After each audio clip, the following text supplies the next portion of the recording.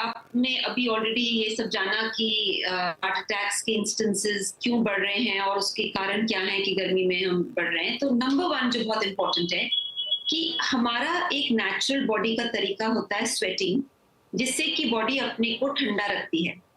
आज के ज़माने में जो एक्सरसाइज़ेज़ जो लोग नहीं कर रहे हैं, और एक्सरसाइज़ ज़रूरी नहीं है कि आप गर्मी में करें, आप अर्ली मॉर्निंग कर सकते हैं, लेट इवनिंग कर सकते हैं। तो जब हम एक्सरसाइज़ करते हैं तो ये जो हमारा जो हीट लॉस का जो होता है, थर्मोरेगुलेशन का एक जो मैकेनिज़्म होता है, वो बरकरार रहता है। अगर आप देखिए कितने लोग आजकल स्वेट करते हैं, नहीं करते क्योंकि वो कंटीन्यूअसली एसीज़ में रहते हैं और उनका जो बॉडी का जो स्वेट मैकेनिज़्म है, वो डिसफंक्शनल होता जा रहा है। So number one I would say कि early mornings and late evenings exercise is very important. Number two, hydration. Hydration के बारे में हम बहुत बात करते हैं, मगर आम तौर पे क्योंकि लोग एयर कंडीशन एनवायरनमेंट्स में रहते हैं तो वो पानी नहीं पीते। अब पानी अगर आप नहीं पिएंगे तो क्या होगा कि आपका हीमो कॉन्सेंट्रेशन और बढ़ेगा, एंड दैट मीन्स कि जितना कॉन्सेंट्रेशन बढ़ेगा उतना पोस्ट पैंडेमिक का भी कुछ, जैसे डॉक्टर साहब ने बताया, इम्पैक्ट आ रहा है। प्लस अगर आप चाय कॉफी पिए जा रहे हैं तो उससे भी वेजो कंस्ट्रक्शन होती है। तो ये सारी चीजें मिलके आपका जो सर्कुलेशन है वो इम्पैक्ट करता है। तीसरी चीज, और ये बहुत ही इंपॉर्टेंट है, कि हमारा खाना पीना काफी बदल चुका है। यानी जो नॉन इन्फ्लेमेटरी खाना होता है जिससे कि इन्फ्लेमेशन ना हो, वो हमारे खाने में अब बहुत कम हो गई है। तो नॉन इन्फ्लेमेटरी फूड्स कौन से होते हैं जो इन्फ्लेमेशन को घटाते हैं? जैसे कि वेजिटेबल जूसेस यानी सब्जियों का रस, वो हम नहीं खा रहे। सैलेड्स यानी जैसे खीरा है और इस तरह के जो रॉ वेजिटेबल्स होते हैं उसको अच्छे से धो के वो आपकी शरीर की इन्फ्लेमेशन घटाते हैं। आंवला, आंवला अपने आप में एक बहुत पावरफुल विटामिन सी है और it is even better than oranges और मौसमी और अदर काइंड ऑफ थिंग्स। तो मगर हमारी डाइट में आंवला कहाँ है, जो कि एक्चुअली एक इंडियन, आप देखेंगे कि यहाँ पे बहुत सस्ता मिल जाता है आंवला इंडिया में। Then another thing which is very important is कि अगर आपके सारे मील्स कुक्ड हैं तो आपके शरीर में एंजाइम की डेफिशिएंसी जरूरी होगी। बिकॉज अगर आप देखें हमारे बॉडी में जो न्यूट्रिएंट्स की रिक्वायरमेंट होती है उसमें water is one of the important nutrients and enzymes are also important.